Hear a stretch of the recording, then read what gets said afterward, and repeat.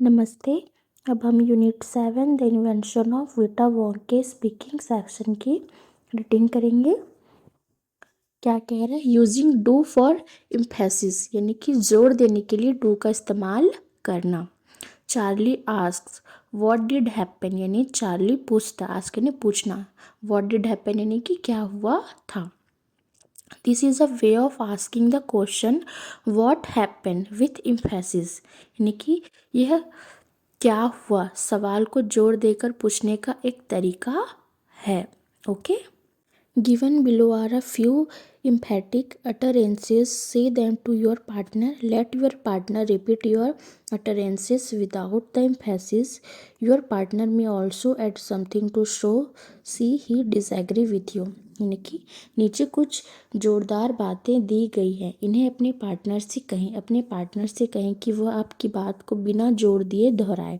आपका पार्टनर यह दिखाने के लिए कुछ और भी जोड़ सकता है कि वह आपसे सहमत नहीं है। ओके।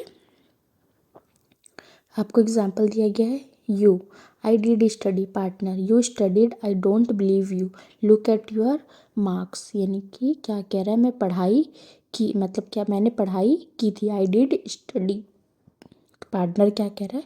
तुमने पढ़ाई की, यू स्टडीड।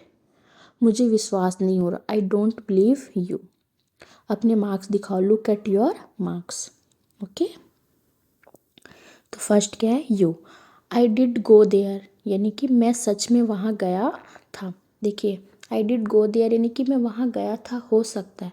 और जैसे इसका हिंदी मीनिंग यही होगा कि मैं वहाँ गया था, बट इसमें मैं सच में वहाँ गया था के लिए आपको, मतलब इस बात में आपको जोड़ दिया गया। जैसे कि आपको एक ऊपर एग्जाम्पल में बताया गया था, डू का जो यूज़ है वो आपको मतलब बातों में जोर देने के लिए कहा गया, इसलिए मैं सच में वहाँ गया था ऐसा होगा। I did go there. Partner you went there, then why didn't you tell me earlier, यानी कि तुम वहाँ गए थे, फिर तुमने पहले क्यों नहीं बताया। You I do play games, यानी कि मैं सच में खेल खेलता हूँ। देखिए यहाँ पे डू में भी जोर दिया गया है, इसलिए मैं सच में मैं खेल खेलता हूँ हो सकता है, बट डू का यूज़ यहाँ पे मतलब आपके शब्द पे जोर देने के लिए कि हाँ मैं सच में खेलता हूँ, ये इस तरीके से। ओके। इसलिए आई डू प्ले गेम्स यानी कि मैं सच में खेल खेलता हूँ। Partner you play games but you always say you are too busy, यानी कि तुम खेलते हो लेकिन तुम तो हमेशा कहते हो कि तुम व्यस्त हो, बट यू ऑलवेज से यानी कहना, यू आर टू बिजी यानी कि बिजी यानी कि व्यस्त, यानी कि तुम बहुत बिजी हो। You he does read his books, यानी कि वह सच में अपनी किताबें पढ़ता है। Okay. Partner he reads his book I thought he never study, यानी कि वह अपनी किताबें पढ़ता है, मुझे लगा वह कभी पढ़ता ही नहीं। I thought he never, never यानी कभी नहीं, स्टडीड यानी कि मुझे लगा वह कभी पढ़ता ही नहीं। यू डू से द मोस्ट अनबिलीवेबल थिंग्स, तुम सच में बहुत अविश्वसनीय बातें कहते हो।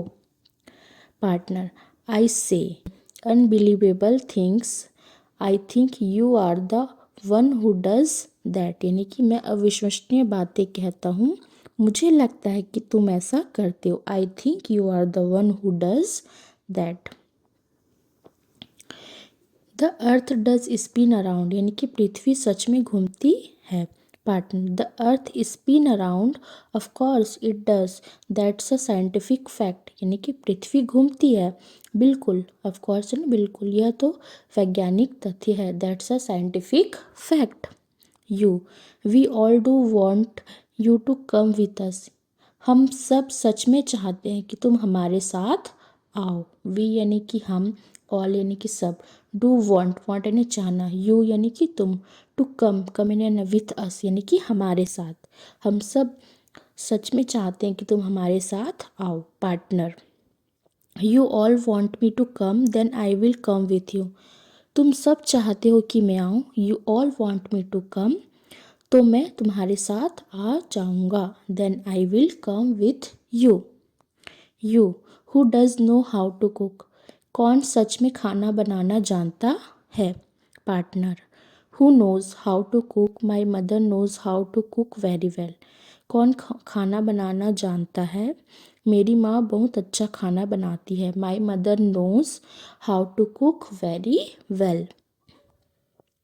आई do believe that man is a thief, यानी कि मुझे सच में लगता है कि वह आदमी चोर है। थीफ यानी कि चोर।